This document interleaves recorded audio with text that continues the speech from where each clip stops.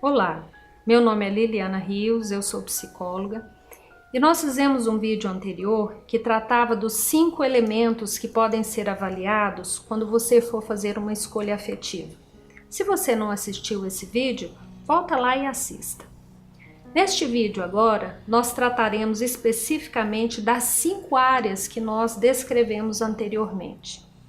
Uma coisa eu quero falar para vocês: casamento não vem pronto. É uma construção para a vida toda. E nós podemos investir nesta construção desde a época do namoro. Esse vídeo fala dessa possibilidade, tanto para aqueles que ainda estão no momento de escolhas, quanto para aqueles que já estão numa relação e podem usar essas 5 áreas para fortalecer o seu relacionamento. Essas 5 áreas podem ser usadas para avaliar se a sua relação tem potencial de durabilidade. E você pode também trabalhar essas áreas. Conhecer o seu próprio sistema de valores dará clareza para você saber quais são os seus pontos negociáveis ou inegociáveis no convívio a 2 ou num casamento. São 5 pontos de convergência. São áreas que se entrelaçam e fortalecem a relação, dificultando o seu rompimento. Quanto mais áreas de interseção, mais difícil será o rompimento. Essas áreas são corporal, espiritual, intelectual, emocional e relacional. Vamos começar pela corporal, que normalmente é a que nós usamos inicialmente como critério e é considerada por muitos a mais importante. Entretanto, devemos lembrar que a beleza e o aparato físico se transforma rapidamente. Há de se ter atração pela pessoa como um todo. Tudo que fala do corpo deve ser considerado nesta área. O físico, o cheiro, a higiene, o som da voz, tudo deve ser levado em consideração.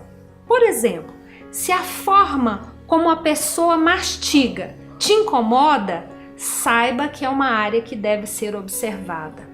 Se o cheiro, a forma que a pessoa cuida do próprio corpo, não tem a ver com você, saiba que você deve ficar atento a isso. O valor atribuído ao sexo, por exemplo. O casal deve conversar com isso e entender claramente o que é importante para cada um. Se o sexo é visto como fonte de prazer ou se ele é visto apenas prioritariamente para a reprodução.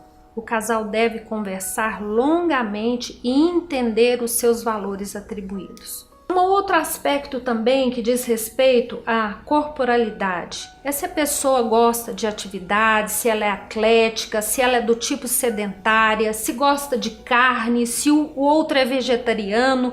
Tudo isso, gente, pode ser avaliado e é importante porque ao longo do tempo pode dificultar o vínculo entre as pessoas. Vamos falar também agora da área espiritual, que é um outro nível de relacionamento. Essa área transcende e envolve crenças e valores individuais e familiares.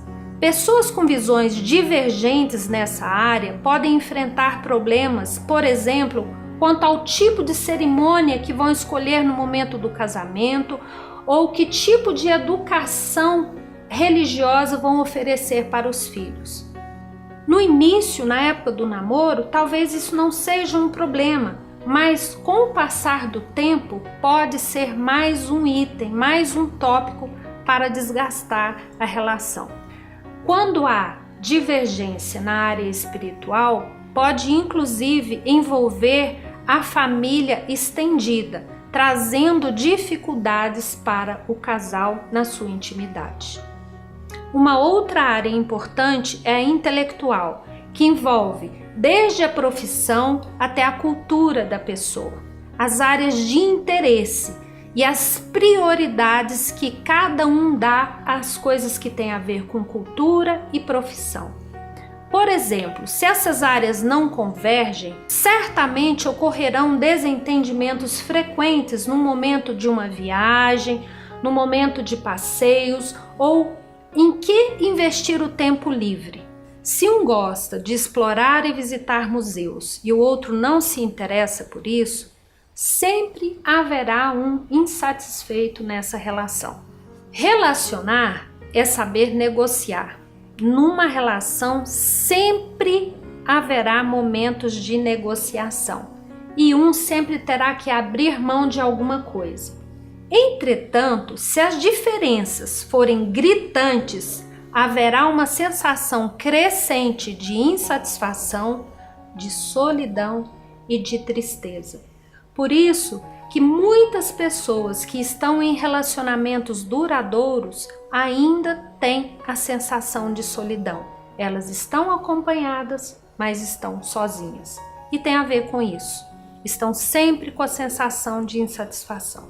Uma outra área importante é a área emocional. O que te emociona? O que te comove? Como você enxerga o mundo? Quais os valores subjetivos são importantes para você? Você é uma pessoa contemplativa? Você é uma pessoa pragmática? Você se interessa por animais e o outro tem nojo de animais?